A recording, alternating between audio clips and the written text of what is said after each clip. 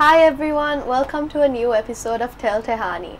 On today's episode, we have Joshua Weerasingham, who is a writer, musician, and law student.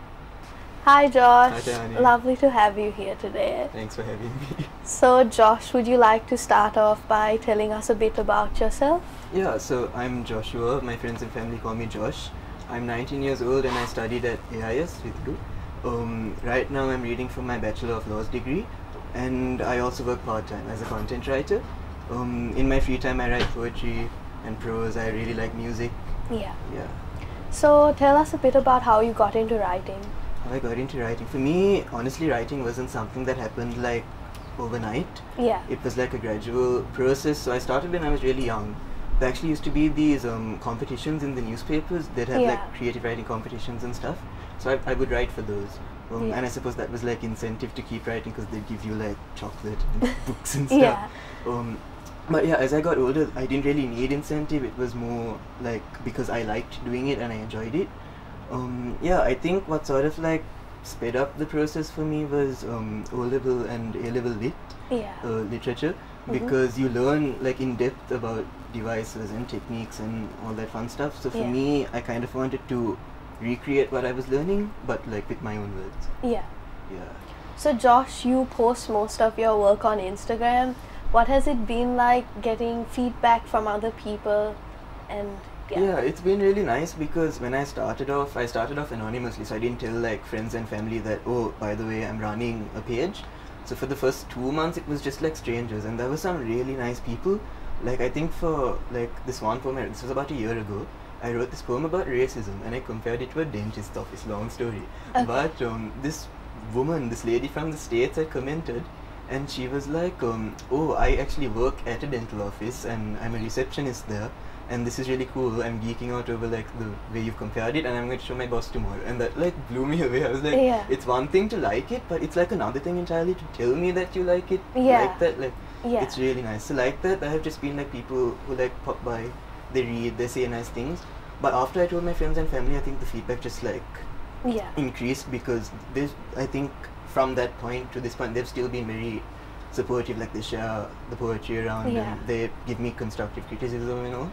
So in that sense, I really how do you think you grew your following? Grew the following? So the following, honestly, to this day still freaks me out because I don't know how it happened.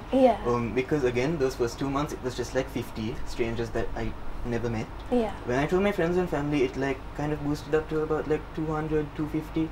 But then I think because I was posting so frequently, it kind of shot up to like 3,000 in 2 weeks, and I was like, okay, that's interesting. But yeah, I think you need to be consistent, which is something I'm sort of lacking now because I'm balancing this with the degree and stuff. But at that point in time, because I was posting like twice a week and I kept like engaging with people, I think that's why it shot up. So you study law. How has your passion for writing and music influenced the decision to study law? For me, I think again, it wasn't a last minute decision, but the only reason I realized I like it was because I actually took it for my A-levels. But I think where like English literature and stuff come into play with law is the fact that in both areas, it's sort of like this whole process of analyzing your text and sort of like diving into what this means, because with law you never really know what it means because it's just like all this legal jargon.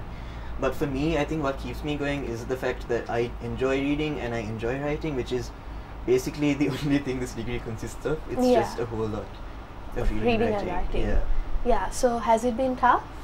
It has. I think the thing with law is you can't really let the work like accumulate. You have to deal with it as it comes. So in that sense, like my day-to-day routine literally is just reading and writing, which works for me because I like reading and writing, but it can be tough if you let it like just pile up. So you need to like deal with it as it comes. So you work a lot with music. Tell us a bit about how you got into music. And so again, music was something I've been doing since I was really young. My parents would send me for like singing lessons and piano lessons and all of that, which I really enjoyed doing. But the thing is, I think with those exams, I never really did anything for fun outside of what was required for class. But that changed, I think, during lockdown in 2020. And I think I have our music society at school to thank for that, because I was on the committee that year and we ran we ran this series on our social media page called Covers from Home, where we would essentially ask kids to like upload videos of like their covers and them singing. Yeah. So being on the committee that year, I had to also upload a cover, which was my first time like ever doing that, and it freaked me out. Oh, really? Yeah. But I think I tried experimenting with it, and I tried doing it a cappella. Yeah. So that's like with no background music or anything. It was really scary. But after doing that, I started experimenting more with a cappella music. So now it's gotten to the point where like if I listen to a song with my headphones on, I can hear like the different instruments playing, so I can like sort it out for like vocals. Which came in handy because a few months after that, two friends from choir, Venuk and David, they wanted to like put together this little vocal group. So that's where this newfound ability to arrange for a cappella music came into play. So we did like all these covers and stuff a cappella. It was really nice. Yeah. So Josh, back to your writing stuff. What gets you started on a piece, and what would you say is your biggest inspiration in terms of writing? What gets me started on a piece, honestly, just a whole lot of random things. So usually how I start a piece is, or well, I didn't really have a consistent routine. This is as of like the last 3 months. Yeah. But what I normally do now is I just, if a random line comes to mind, I just type it down like on my notes app and I leave it there. Yeah. And I go back to it like maybe in the evening or in the night, and then I start like, you know, adding on to it and seeing what works and all of that. Yeah.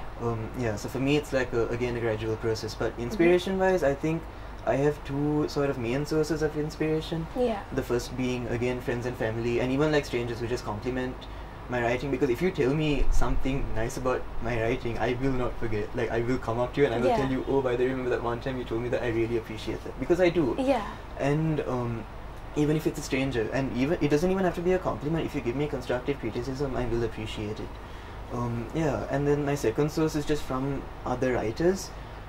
Like I look at things they've written, I sort of deconstruct what they've done, and I look at how they've assembled like these different devices and themes and all of that.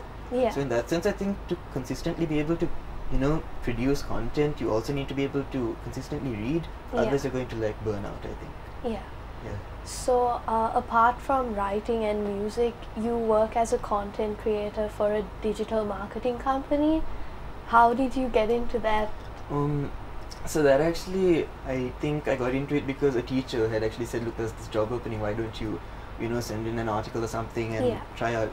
So it's actually like content writing, so that essentially means that I just write articles for the clients that come to us. So I've written on like different things. I've written on like point of sale systems and traveling and like the most random things, but I think what I've learned from it is, I think more than the actual writing, it's how to balance it with the degree, because again, like I mentioned earlier, with the degree you're just reading and writing 24/7. So to go and add something on top of that, like, you know, content writing, you need to be able to balance it, because otherwise you're going to like drown in all of the work. But yeah, I think I've learned how to multitask as a result, so that's great. Amazing. So so Josh, you recently started having experience as a director. Tell us a bit about how you got into drama. And again, theatre was something I started when I was young, and I think at about 7 years old or something. I have my drama teacher to thank for that, because Mrs. Odile Milder got me into it, and I think from the moment I started acting, like I couldn't put it down. It was really fun. So we would do like those London Trinity acting exams and stuff every year, and then that would move on to like productions. And actually when I moved to AIS, so I went to Lyceum earlier, when I moved to AIS, one of the ways in which I actually made most of my friends was through that first production that we did. Because it happened the same year I joined. We put on a musical called Annie.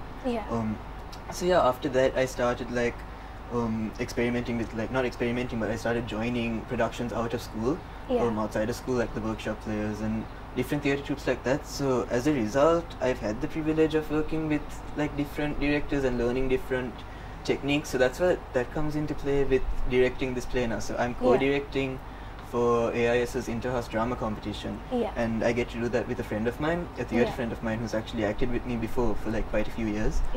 So in that sense it makes it so much easier, because we think along the same lines, and everything we've learned from past productions and stuff we get to apply here. And I think it's just been a learning experience for both the kids I'm directing and I, because they're learning as actors and I'm learning as a director. So overall it's just a really great experience. Amazing. So Would you like to tell us a bit about your other interests and hobbies? Yeah, my other interests and hobbies. I used to paint a lot. I took art for my IGCSEs. I think that's when it like hit the peak. You Yeah. would know, right? You took Yeah. it. Yeah. But after that, I think with like A levels and now the degree and stuff, I haven't really made time for it, which is bad. Yeah. But yeah, that's something I enjoy doing. I also really like video editing. Yeah. That's something I think I picked up. You during- made the graduation. Yeah, I made a That was graduation really video. cool. Yeah, that was really fun to make because Yeah. it was literally just like vlogging every single thing that we did. Yeah. It was really fun. Thank you. But yeah, just like learning animation, stop motion, and these different things, they've come in handy because Yeah. now like people when they need help or something, like my aunt runs a pet sitting page called Happy Paws or something. Yeah, Happy Okay. Paws. Yeah. And so like when she needs help with the editing and stuff, I help out, and it's really fun. Yeah. Yeah. Amazing. So Josh, what advice would you give anyone who is aspiring to become a writer, musician, or anything else that you want to give advice on? Yeah, I think I can leave you with this. I think it's just important to remember that in the creative field, everything you do is subjective. What I may think is a good song or a good written piece may not be what you think is a good song or a good Yeah. written piece. So just keep that in mind when you like put out a piece of work that you really enjoyed putting together, and then the feedback you get is a little disheartening in the sense that you weren't really getting the reaction that you were expecting. Do like take into account constructive criticism and all of that, but just keep in mind that I think every written piece has its own audience, and for you it's just a matter of finding the right audience. Yeah. And there you have it, guys. Thank you so much, Josh, for being here. No worries, Tehani. Thanks for having It me. was a pleasure having you. Thank you. If you enjoy literature and creative writing and just all things creative, if you'd like, you can check out my writing page on Instagram. The handle is righthandman.writes. Yeah, and I will keep you posted with my shenanigans. Amazing. Bye, guys.